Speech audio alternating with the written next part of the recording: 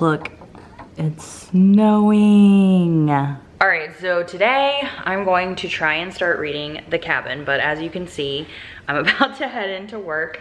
I wasn't supposed to go into work this early. It's actually only gonna be 11 o'clock, but I was supposed to work a 3 to 11:30 shift, and now I'm working like an 11 to 11:30 shift, all because of the wonderful snow outside. So, you know, we love that. But I am doing a reading vlog with spoilers for this book, The Cabin. This is my buddy read over on Patreon. So if you wanna join us, we have a buddy read every single month. Super fun. I have all the details down below if you wanna go look at that. But we are reading The Cabin. I'm going to be telling you all of my thoughts throughout this whole reading experience. So yes, there's going to be spoilers. I will try and like let you know what page numbers or chapters I'm on, so that way you can stop this video if you're reading along with me in this video. That way you're not spoiled ahead of time. But if you have not read this book, just be cautious that I will be spoiling it for you. Now, I know that some people have already started this book, and I tried to mute all the channels over on Discord, which is where we're doing the buddy read, because I kept seeing people being like, oh my gosh, this is so emotional, like, this is hard for me to read, and I just don't want to go into it thinking that I'm going to love it in case I don't. I'm trying to keep my expectations to a minimum, but I think I'm gonna like it. This is about a married couple, but the husband, I guess, passed away, and all of a sudden, like, letters from him are showing up at, like, his wife's doorstep. Because 1 year ago, I buried my husband. 1 year ago, I held his hand and said goodbye. Now I spend most of my days lost somewhere between trying to remember every smallest detail of our lives and trying to forget it all. I fill my hours with work until I'm too exhausted to remember him. 1 year, 365 days, and then one knock at my door changes everything. A letter from him, a last request, a secret will. So, really excited. There is not an audiobook that I know of, so I'm just gonna be taking this physical copy along with me to work today. I mean, I don't think I'm gonna be able to read a whole bunch at work because I am working just a longer shift and I still only get like my normal 30-minute break and I'll have to eat and all that stuff. But I wanted to start the vlog today. I'm actually getting my wisdom teeth out on Wednesday. Today is Sunday. So I have a really good feeling that I'm probably still gonna be reading that book on Wednesday. So you might even be able to see me getting my wisdom teeth out, which is no, I'm not excited for that. Walking home from work. Gotta walk in this. I got Crocs on. Yeah, 12-hour work day again today. Fun. Okay, it's actually 2 days later. The last 2 days were just kind of a blur. I had to work 2 12-hour shifts at work, and I didn't really read anything at all. So I am currently listening to an audiobook, but it's not the book for this vlog, but I just wanted to show you all, like, all of the snow. I have to dig myself out today because I have errands to do, and tomorrow's when I get my wisdom teeth out, so like I really need my car out. So it's like frozen ice. This is how far I've gotten so far, and yeah, I don't own boots. I just have Crocs. Thankfully the sun is out, so once I shovel all of this, hopefully it like melts. But like, it's like so I have to keep like doing this and then shoveling it. So yeah, that's fun. I have this whole much way to go, so I'm just gonna keep working on that. I am listening to a Chevy Stevens book right now that was on Scribd. Well, it's the one that I'm supposed to be reading this month, never knowing. I would be listening to The Cabin, but there's no audiobook that I know of for it. But as soon as I'm done with like this, and I have a reading sprint on Patreon in an hour, then I'm like, for the reading sprint, I want to start The Cabin and then read it the rest of this week. So can't wait to start it. Okay, it's 11:45 and I just finished. This is as good as it's gonna get. Okay, so my car, I mean, like, literally these pieces are just huge. Okay, that's as good as it's gonna get. It was super hard to get where like the plow was. That's all like ice and I just could not chop anymore. So time to go in and do my reading sprint now. while I was outside. I had made some banana bread earlier. This is made with my sourdough starter. Sorry, my camera's getting foggy. Anyway, pulled it out of the oven, and I'm gonna slice some and make a latte so I can eat that during my reading sprint.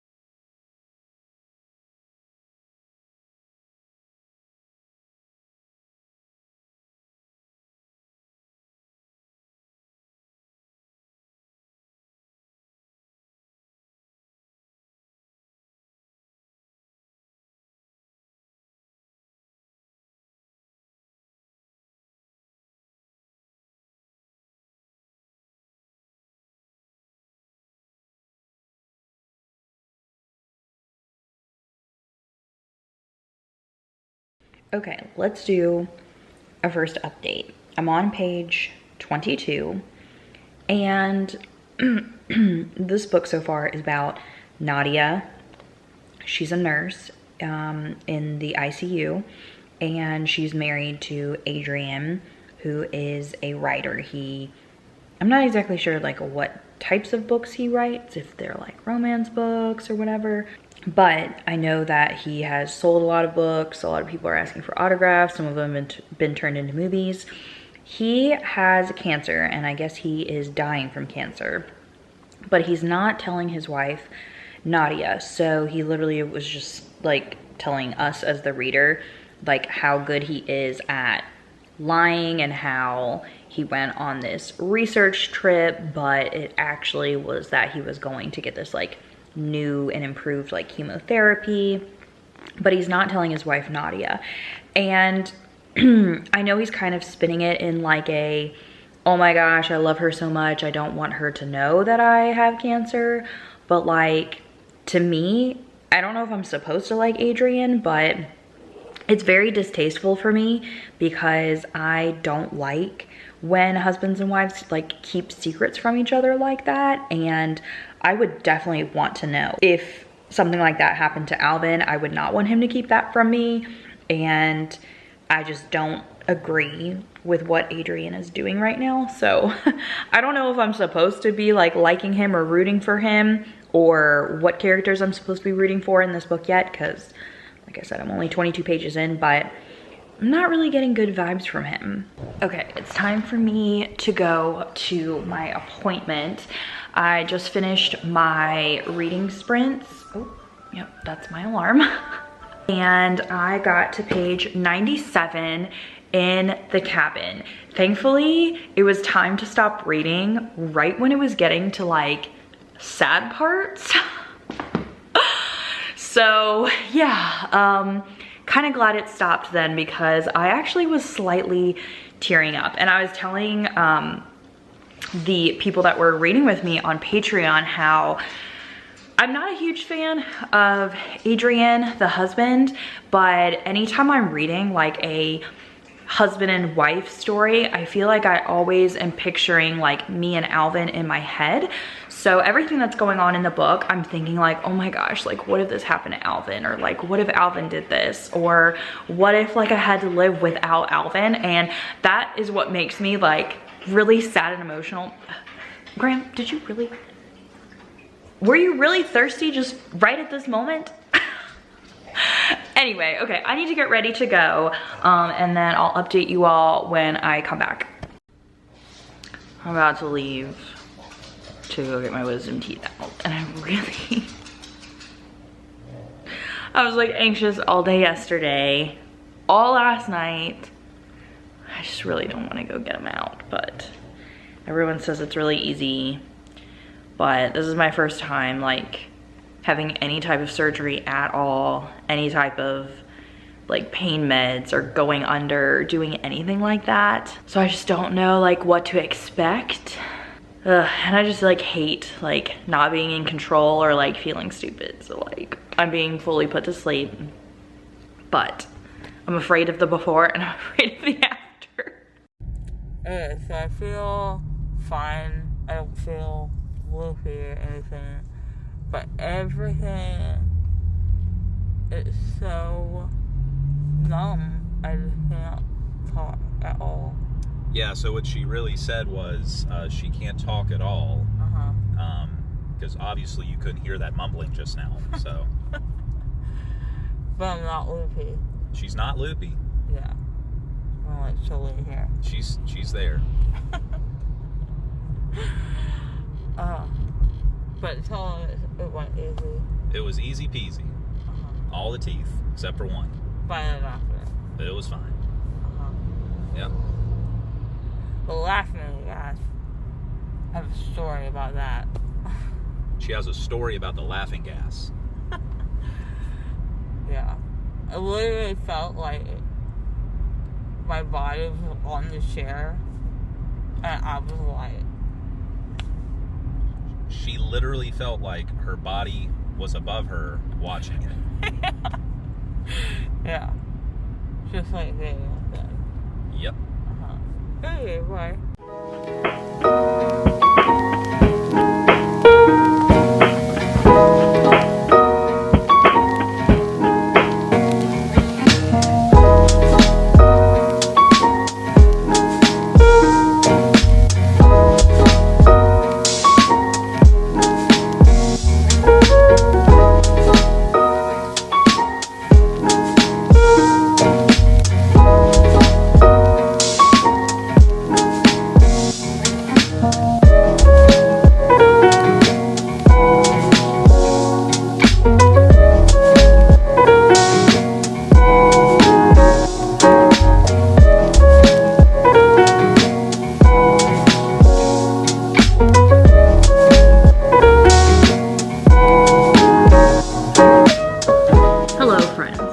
So, this has been kind of a crazy vlog.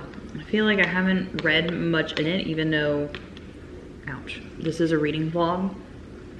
But I just had so much going on with the snow and then getting my wisdom teeth out. So yesterday was when I went and got my wisdom teeth out. It was Wednesday, February 19th. And the procedure in itself was super easy, way easier than I expected it to be. I had asked to be put all the way under, which was a great experience. Like, you know, you're just asleep, you have no clue what they're doing. So that was great, but recovery has definitely been harder than I expected it to be. Not only like, you know, the pain, but just in general, like having to be afraid about dry sockets. That's like my main fear, is I want to heal fast and I don't want to have to like drag this out for forever and ever. So I'm still eating just like total liquids because I'm afraid of chewing, and I can't even fathom like how people would chew. There was some people that told me that like right after their surgery, they ate like a chicken sandwich from like McDonald's, and I was like, how did you even do that? I wasn't even hungry for like hours after my surgery because my face was just so numb and I couldn't feel or taste or do anything. But last night was okay sleeping. I woke up at like 2 in the morning because my pain meds had stopped and I was in a lot of pain and I couldn't go back to sleep, excuse me. But then after taking another dose, then I slept until almost 9 o'clock, and the second half of my sleep was much better. I think I put in some clips from yesterday. I just like was not feeling well to like actually film and stuff. I had a really hard time like talking. I could hardly talk. And then Alvin made me mashed potatoes, which were really, really good. I'm trying to stay away from like really unhealthy things. A lot of people were like, oh yeah, I eat Jell-O and pudding cups and mac and cheese, and I just don't think that that would aid in my healing very well. So Alvin made homemade mashed potatoes with some homemade chicken broth that I made a few days ago, and butter. And I've also been drinking some smoothies, and today I think I have clips of me making this roasted vegetable soup. So I just kind of pulled out all of the random old veggies that I had in my fridge, and I roasted a bunch of them in the oven, and then I put them in the Instapot to get really, really soft with chicken broth. I pureed it. I just pureed like the part that I was eating. I also had some brown rice that I cooked, so pureed all of that with some homemade cheese I had made a few days ago, and some sour cream, butter, and it's very, very delicious. So I'm about to eat this. Oh, yesterday I was like binge watching the Yellow Jackets show. I only have 2 episodes left, but I think Alvin kind of got invested because he asked me to not watch the last episode with him. So I think after I eat this, I'm gonna read some of my books so that way we can actually talk book things on here. And then I have been wanting to start that show called Maid. I think is it Maid or The Maid, that's on Netflix. It's based off of a book. So I might start that since I don't want to finish the Yellow Jackets without Alvin. I do have to get my steps in today though, because I'm in a step bet. So I have to hit a certain number. And I used my free day yesterday since I knew I was gonna feel like the worst yesterday. But yeah, I'm going to swallow this since you can't use a straw, you can't spit. There's just so many restrictions and I hate it. At least this tastes like absolutely delicious. I got so tired of eating like sweet foods. Like, I'm not even a big fan of smoothies because I like savory, warm things the best, but you're supposed to eat a lot of like cold fruit smoothies and stuff like that. Okay, it's the next day again because I didn't realize how much recovering from wisdom teeth was going to suck, but it pretty much sucks. The surgery part was the best part, and all the recovery has been not my favorite. I am literally so tired of eating liquid cold foods. What I wouldn't give to like bite into a salty steak or like some type of hot protein. Yesterday I thought I was going to read more of this book, and I ended up playing Overcooked with my friend Regina, and I finished watching the rest of Yellow Jackets, which was very, very good. My husband also like got into the show with me, and so I cannot wait for season 2. I'm not gonna try and talk very much because like my sides of my jaw still hurt, so like anytime I talk like back here, I feel like I can just feel the soreness.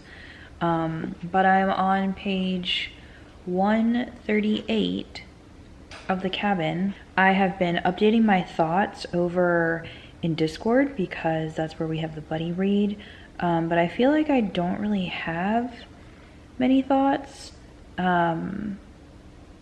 At this point that we're at, Adrian has died. We are now reading about Nadia's grief, but for some reason this book really isn't hitting me where I thought it was going to hit me. A lot of people are saying that they like Nadia and Tess, like their friendship, and that it seems so real, and that the characters are like really strong and they really like them a lot. But I feel like I don't really care about anyone in this book, and my teeth are already hurting, so I'm gonna keep reading and I'll update you in a little bit. Okay, I'm up because I have to get my steps in. So I'm like stepping and trying to read this book at the same time, but I'm on page 142, and the lawyer is reading the will to Nadia, and she found out that they had a bunch of investments that like added up to $1 million. He also had this like huge life insurance fund that's worth like $5 million that she's getting paid half of it now, and then the rest of it is like monthly installments. But then not only that, he left her a note that said that he paid off like all the taxes and the mortgage on the house and sold his car and paid off their student debts and all that stuff. So in reality, she's literally gonna be like a millionaire with like nothing to pay, no bills, nothing whatsoever. And I just feel like that's so unrealistic. I wish that they would have done the opposite, where maybe they were like, you know, kind of hurting, maybe a little broke, and how that plays out with like grief and just trying to make like ends meet, if you know what I mean. Because yeah, I full well know that if Alvin died, like I wouldn't be left with no $1 million. Okay, I am on page 281. I am really trying my hardest to finish this book today because I am just not enjoying it. I don't know if it's because I am also miserable in my wisdom teethness, but I just don't feel like this book is very realistic. It's also very, very heavy on description, dialogue, and like you falling in love with the characters. All three of those things are not my favorite things, and that's why it's like, it's a hard time for me. So Adrian had gotten this cabin for Nadia and for her to go stay in, and it's also the same cabin that he told his best friend Nathan to go stay in because they both lost their significant others. So Nathan lost his wife and Nadia of course lost her husband, so they are both like kind of, you know, being there and like grieving together. But what I'm worried is that they are going to fall in love. If that's what happens in this book, I'm gonna give it 1 star. Because that's like the cherry on top of all unrealistic endings that could happen in this unrealistic book. You know, I know that the one bad thing that happens in this book is like your husband died, but then it's like all other things. I mean, you're $5 million richer, all of your bills are paid, you don't have to work for the rest of your life, you get to stay in this cozy cabin, and you might fall in love with your husband's best friend. It just doesn't seem real to me. Who knows? I might be wrong.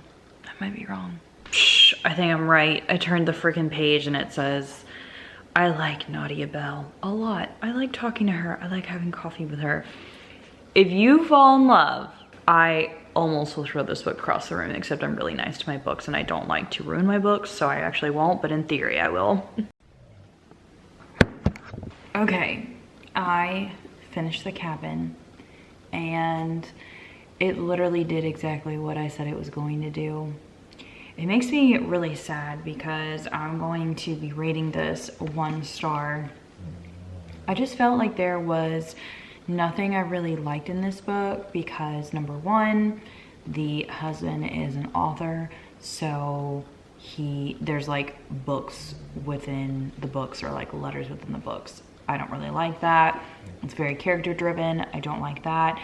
I did not understand the connection, like even with Adrian and Nadia, who are the initial couple. It just felt like Adrian was so controlling. He like knew all of her schedules. He would be in contact with her boss and like make her take days off. That was really weird to me. But then in the timeline, it just seemed like the timeline went by so fast. So I just couldn't picture her like grieving and then falling in love with another guy who was her husband's best friend that her husband curated so that way he would fall in love with her. Like, there was just so many things wrong with this book. Just so many things. Hello, editing Jackie here. Also, this is day 4 of my wisdom teeth, so like I'm still having problems, guys. I realized that I was in a lot of pain talking at the end clips, and so I wanted to just put in a few more of my thoughts here at the end. And sorry, that's my washing machine that literally needs to be thrown in the garbage can. But I wanted to say that if you're looking for something similar to The Cabin, but you want it to be done better, if you haven't read One True Loves by Taylor Jenkins Reid, I think that that is a really good book for the depiction of really grieving your dead husband, and like the reader feeling that grief without it feeling as if you're moving too fast to the next guy. I feel like I didn't really love Adrian, who was the first, you know, guy, husband in the story.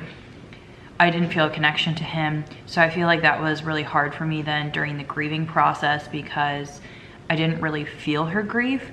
I also felt like the book was written very fast-paced, almost too fast-paced.